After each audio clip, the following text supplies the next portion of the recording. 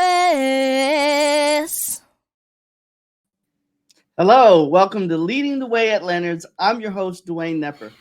No matter where you live, whether you work in transportation and logistics or another industry, fuel prices have probably been a source of concern and maybe even a little frustration over the past year or so. Today, we'll be talking about fuel economy and some of the strategies trucking companies can use to manage costs and offset higher prices at the pump.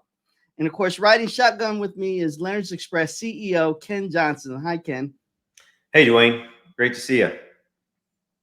And also joining us are Leonard's Express Vice President of Operations Kevin Adriaansen and Cost Containment Manager Mitchell Johnson. Welcome, guys. Hey, thanks, Dwayne. Thanks for having me back. Thanks for having me on, Dwayne. Excellent. Ken, how are fuel prices trending in recent months, and what's the outlook for the summer? Well, it's interesting. January and February of 2023 were somewhere in the 80 to $1 per gallon more than the same months in 2022. But by early March, the pendulum had actually swung to the opposite, where fuel the last couple months have been 75 cents to $1 less than the same months in 2022, which that's not unusual lately. It seems the volatility goes up and down. It's it's a challenge. Kevin buys our terminal fuel, so he shares with me what the pricing is doing locally. And it's there's not a lot of common sense. I watch the news, where they have the barrel price. Sometimes the price of diesel follows the price of a barrel of oil. Other times, they diverge.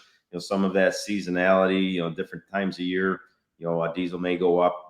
You hear about summer diesel, summer fuel, things like that. So there's a lot going into it. The big thing I think, and why I think this subject here today is very relevant is, trucking's gotten tighter. The margins have shrunk, and the what we can charge our customers gone down, significantly over the last 6 or 7 months. Fuel is always one of our top three cost items. Whether it's $1.50 a gallon or $4.50 a gallon, it's always one of the top three. Simply because of the size of the fleet and the number of gallons we buy. So good times, bad times, it's really good for us to work on our fuel economy, work on our purchasing, and so I think, it's been something I've put in my weekly newsletter lately. I try to pick one piece of that and cover it each week. So I thought it would, be a great topic for today.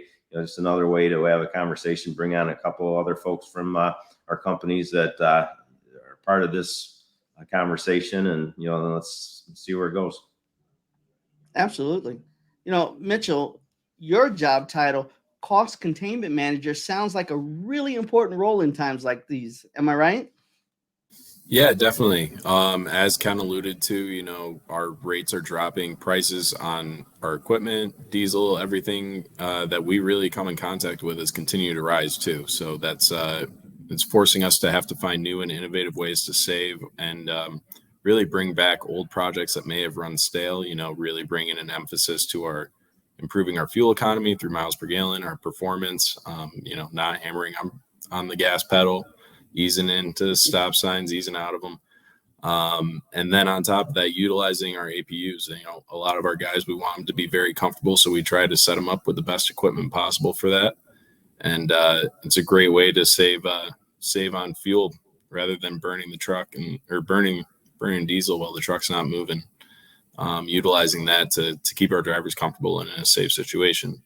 So that's been a huge focus of the team as well, to really emphasize that and anything that we can do to save wherever we can, including some equipment purchasing. Kevin and I work closely on that. We talk together pretty frequently about where we need to be buying, what's the right piece of equipment for us, and really utilizing our vendor relationships as much as we can to make sure we're saving and getting the best deal. Yeah, absolutely. Mitchell, tell us about Leonard's Express Fuel Network. What is it, and why did Leonard's establish it? So speaking of new ways to save, in the past we'd had a lot of autonomy with our drivers as far as where they can fuel, offering any chain that they needed to. It was wide open for them the entire time. You know, we started seeing that we could probably get a better deal on our fuel and really impact the bottom line pretty well by switching and committing our gallons to one chain specifically. So that's what we went forward and did. And we right now we're with Pilot Flying J, and so within that, we built out a network of unlimited stops where our drivers can stop, grab as much diesel as they need. And that was based off a couple different factors, price being one of them, but also amenities available to the drivers. We looked at a lot of Google reviews and tried to pick out ones that had a pretty decent rating on there. And then on top of that, safety is something that's always at the top of our mind. So these smaller truck stops, even though they were in the network and they may have had pretty comparable price, we decided to go with the larger one in that area just because we need our drivers to have safe parking, and avoiding it, putting them in an unsafe situation is definitely top priority for us. So that was mainly what went into that network. And actually, I'm pretty happy to say we just revamped our network. We added some more stops available to our drivers for unlimited stops. And, we made some changes based off of some feedback from drivers as far as the safety of certain stops and areas, that we missed. And, I'm proud to say that we're pretty agile with that. We definitely honor what the drivers tell us and take their word for it. So I think that's really how we're going about it. It's not necessarily all price. Price definitely plays a big factor, but there's a lot that goes into our network.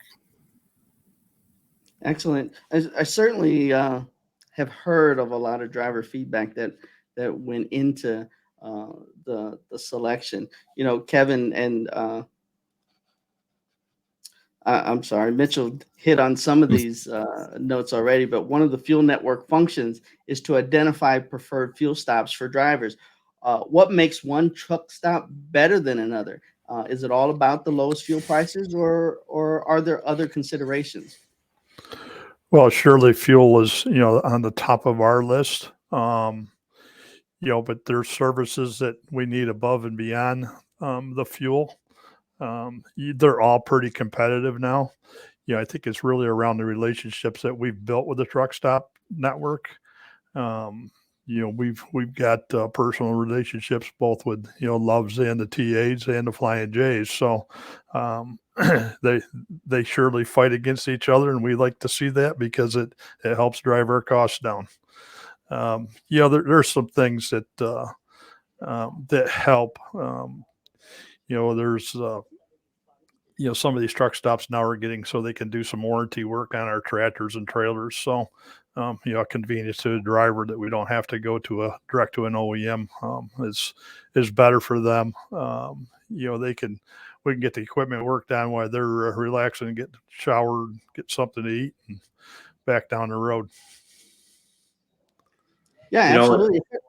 Go ahead, Kevin. I was Kevin. just going to add a couple things. Kevin and Mitch covered it pretty well, but what's amazing to me is, and you don't always see it on the posted sign out by the road, what the price is, but you could even have within a network 2 pilot stops 20 miles away from each other. And the price could be 4 or 5 cents difference. When they factor in our discount because of where the fuel comes from. Each major city has what's called a rack. Where the fuel is distributed off the pipeline into tanker trucks and hauled to the stops. And if it comes from 2 different cities, even though the stops may be close, there could be a significant difference between the two. There's one instance up north of Chicago where one stops in Illinois, the other's in Wisconsin. They come from 2 different locations, and it's pretty significant. And the difference for the driver is just a handful of miles.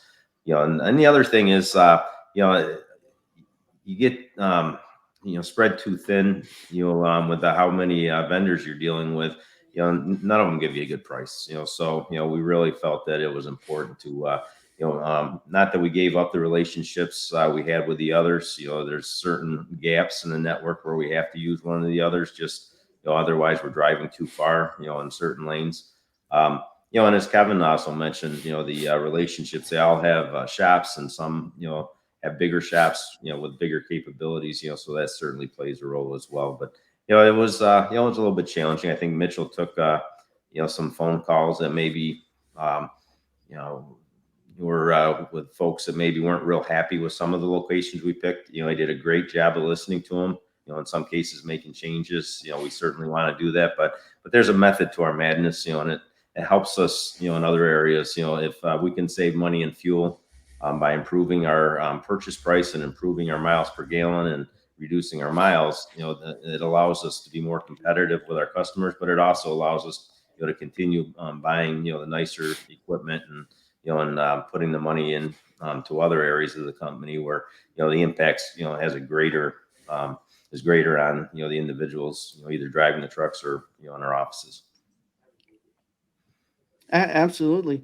I remember some of the conversations with drivers about some of those fuel stations that phone calls were made, and the commitment to improve certain amenities, the food, the showers, and things like that. Again, was a big result of some of that driver feedback and those places that would be in network. Mitchell, you're obviously involved with the negotiations between Leonard's and fuel suppliers, but these negotiations included more than just fuel costs. Can you tell us more about what goes into negotiations with suppliers and truck stops? Yeah, absolutely. It's an interesting process. There's a lot more that goes into a driver's experience than, whether all their fuel bays are up, but it goes to their points program. It goes to the cleanliness of the stop itself. Availability of good quality food there as well is another thing that we've heard a lot about. And health of our drivers, it goes right with safety. Again, top priority for us.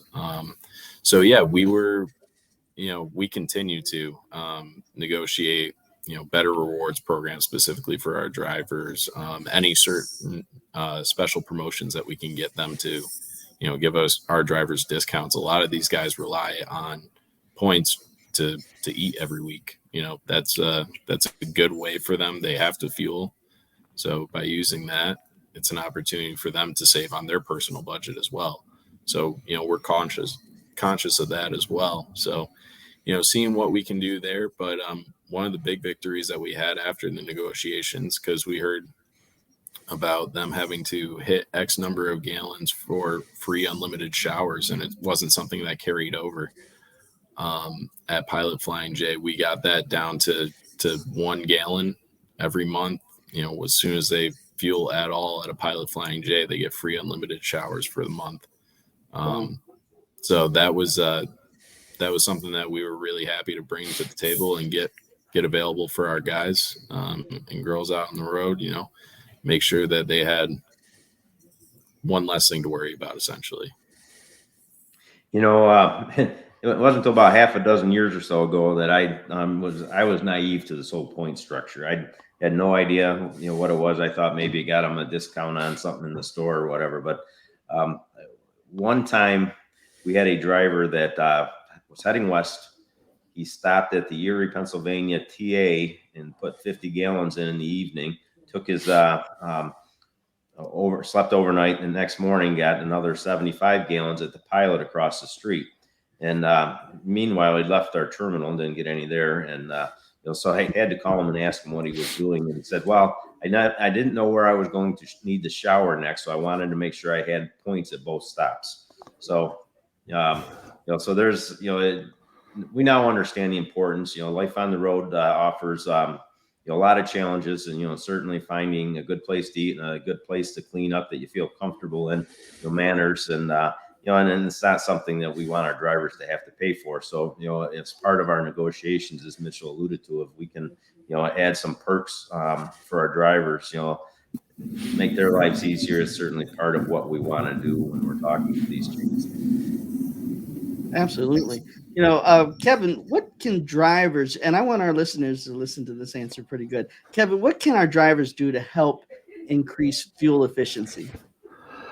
Well, surely we expect our trucks, the best, to my knowledge, would my reading and following up with our vendors to get the best fuel economy that we can.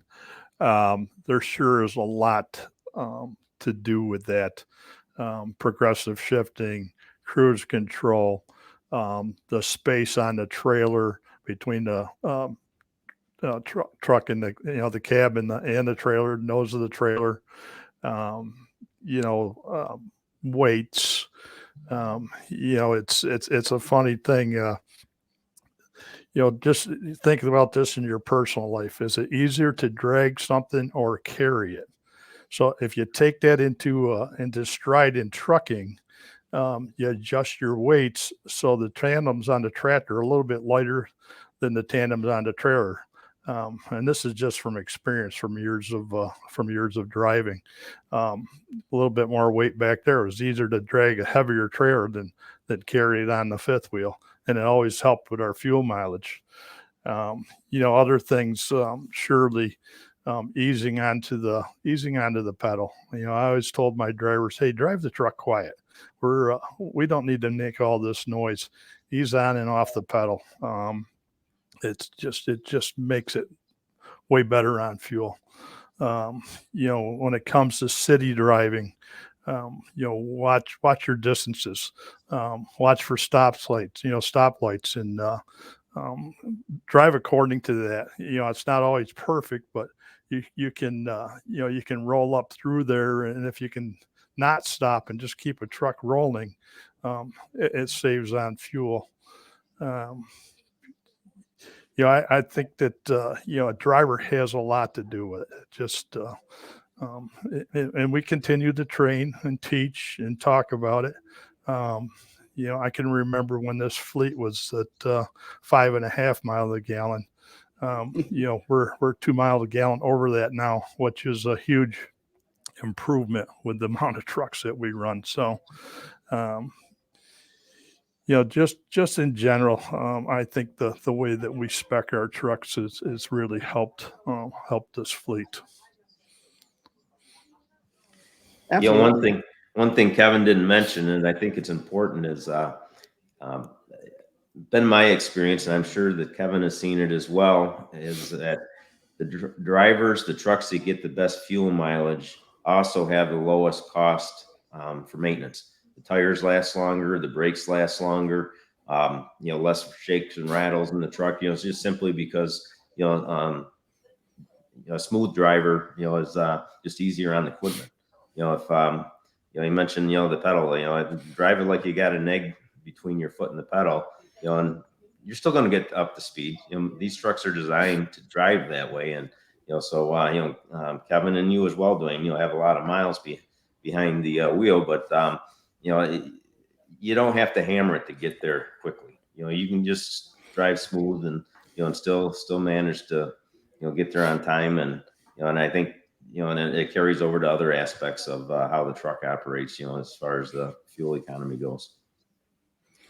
Yeah, certainly. I'll confess, when I first started my driving career, I probably drove like a savage and always had the hammer down. But coming to Leonard's, there were some tools that were made available to me almost competitively. I don't know if you remember the Venomics that we had. That certainly helped tutor me on how to drive that truck and get better fuel mileage at it. And again, it became quite the competitive challenge, not just with me within myself, but with other drivers as we're competing to become ranked on the list of who had the best fuel mileage on that week, that month, that year. So yeah, we're always doing something here to help improve those situations. Oh, go ahead, Ken. I was going to say that Venomics was a great tool. It's too bad, they changed their strategy. It's may become an option again for us down the road. But they're relying on the telemetry that's in the truck to partner with, and right now they're not partnered with Omnitrax, which we use. So we're looking at other things, and they're certainly trying to get in with Omnitrax. But yeah, all that did was demonstrate what Kevin was talking about. You do these things and you'll get there, but you gave you instant feedback. And a lot of us were taught by different people, in the way we were taught to drive, and I was taught to drive back in the 80s, and the trucks were designed differently then. Progressive shifting, wasn't even a thing. There wasn't computers, and so a lot of times it's changing driving habits, and we all have habits, and changing them are not necessarily easy to do. So it takes a little bit of work, but I think we've got a great team working with folks, and and then my experience talking with drivers, they all want to do a good job with fuel economy. But whatever reason, they need some help. They need to have some conversations, and sometimes they just need to try it, and if it, to prove to themselves that it works. And getting them to do that sometimes is a little bit of a challenge, but most are willing, and so we appreciate that. Absolutely. Ken, how can office-based employees help offset the negative impact of high fuel prices? Well, certainly, the conversations with our DAs and their drivers, when they get the reports, what the idle time is, what the cruise percentage is, things like that. They have the conversation, and it's difficult sometimes because a lot of our non-driving folks have never driven, so they may not have the comfort level to have some of those conversations. But I think if you frame it more as a question, why are you struggling like this, and just have the conversation, I think you can see, on the end, they'll get to the right conclusion, or they may find something. I had a conversation recently, and Kevin helped me with a gentleman that when I suggested using the cruise control more, he reached out on some, of the issues he was having with cruise control and how it interacted with some of the collision mitigation. Kevin got him into a shop, made some changes, and he reached out to me after maybe a week, on how big of an improvement, it made, not just in the way the truck drove, but also in the fuel economy it was getting. So, sometimes, things don't get set up the way, or they were set up the way we thought would be best, and it's not best, and we have to make some changes. So, we're always evolving as well, so working with the shop. The other thing, that plays a role in fuel economy is, tire pressure. The tire pressure is not right. You'll get poor fuel economy as well. So making sure, that the folks planning the trucks and managing the drivers, make sure they get in and timely, for their PMs, not just the trucks, but the trailers as well. So that's another way they can help. And sometimes it's just, you're doing a great job. Keep up the good work. Encouragement. Talking to these guys and let them know that we appreciate the effort that they're making, and if there's anything we can do to make that effort easier, we're here for them. Absolutely. Excellent. Ken, I'm sure fuel prices are a regular topic of conversation when you meet with the industry associations. Are there any new initiatives with the Trucking Association of New York or others who advocate for the industry? Well, I think probably the biggest thing going on right now, and and then we're keeping an eye on what's going on, is the alternative fuels. Whether it's clean diesel, there's synthetic diesel, there's biodiesel. That reduce emissions. It's not necessarily on the cost side. It's more on the emission side. California just passed another zero emission vehicle rule that's coming our way. Typically, when California passes something like that, New York, New Jersey, some of the other states will adopt those same rules. So that's where a lot of the trucking associations, both at the state level and the federal level, are working to balance this. And I'll let Kevin talk about it a little bit. What we recently had an electric truck, and the way the electric truck market currently is, it would take roughly, what would you say, Kevin, three electric trucks for every diesel truck on the road, simply because of battery life. Before they have to charge, 45 minutes or less, we can pull into a truck stop, put in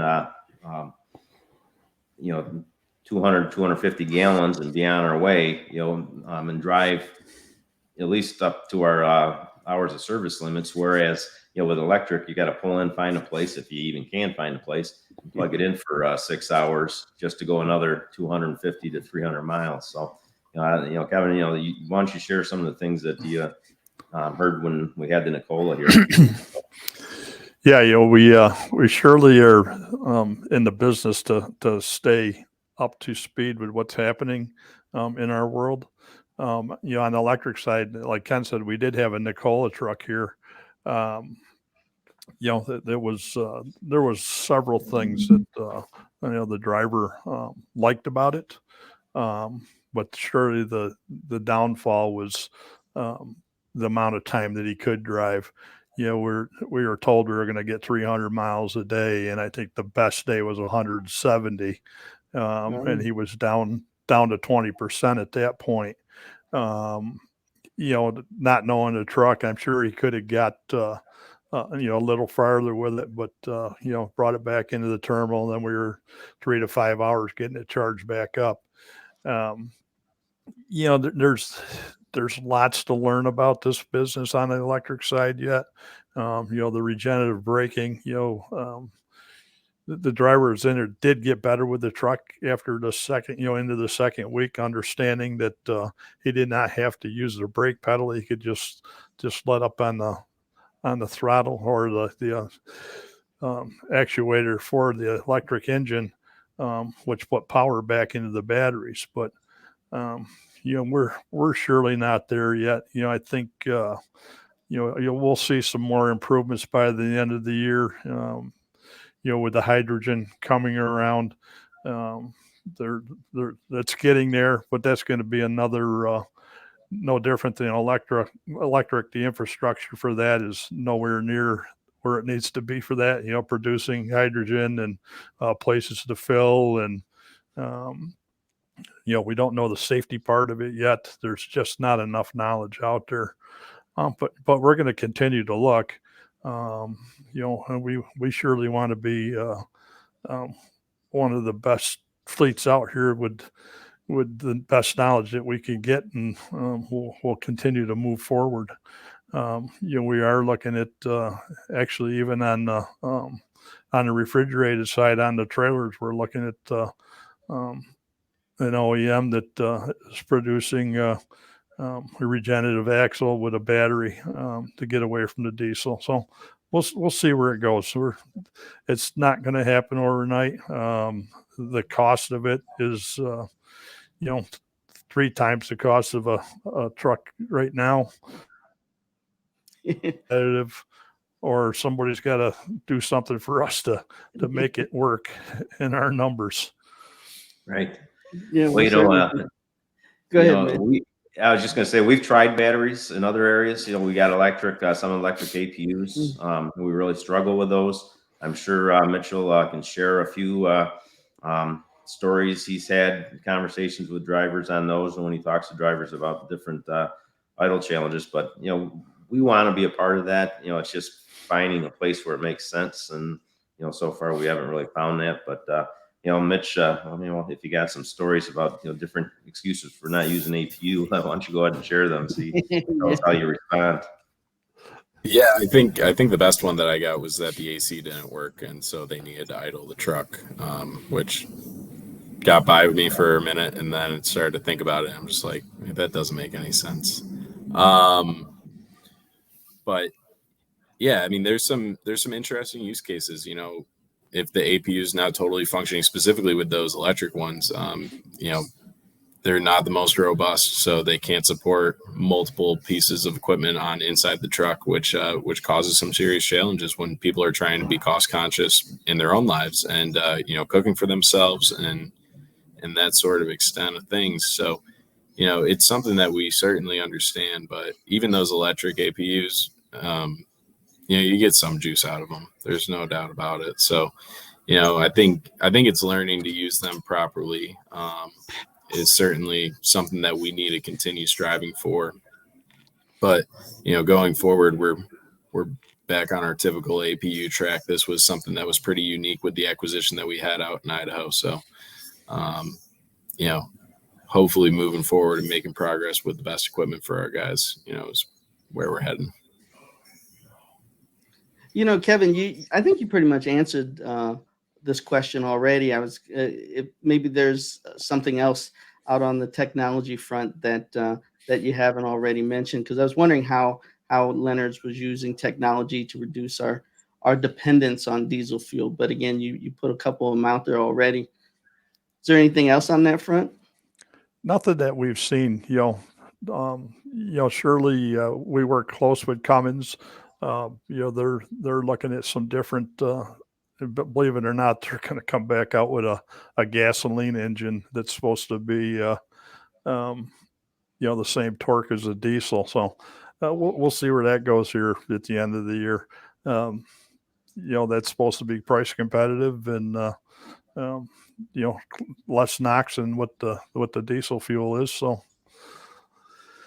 there's lots of stuff out there, just nothing real secured. Well, I certainly want to thank both you, Kevin and Mitchell, for joining us today, and the hard work that you guys are putting forth on the fuel costs that we do here at Leonard's. I tell you one thing, I'm so glad that some of the amenities and features are also considered because, quick story, I've siphoned diesel fuel before. It didn't taste good. It's good to have a place to go to wash that nasty thick taste out of your mouth. But I don't know if I want to know why you were doing that. I used to work on, I won't tell any war stories. I used to work on power generators back in my day. It's kind of my first taste of working around diesel engines, but yes, I missed and it didn't taste good. So, but again, thank you guys for your hard work and your for your diligence towards this effort. It looks like you're helping lead Leonard's in a positive direction, even in the face of a challenging economy. Certainly sharing your experience is a huge benefit to us and our listeners and our viewers. So, yeah. No, thanks for having us on, Dwayne. That was great. Yep. Thanks, Dwayne. So that's a wrap for this edition of Leading the Way at Leonard's. If you have questions or feedback, we'd love to hear from you at leadingtheway@leonardsexpress.com. That's leading the way, all one word, at leonardsexpress.com. And please don't forget to like, follow, and subscribe to the podcast. I'm your host, Dwayne Knepper. Until next time, keep on trucking.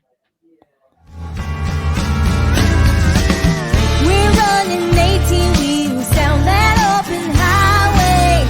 We drive on through the night so you can have it your way. We're the angels of the highway, bringing hope across this land. Success through service, it's all part of the plan. We'll settle for nothing less. We're Leonard's Express.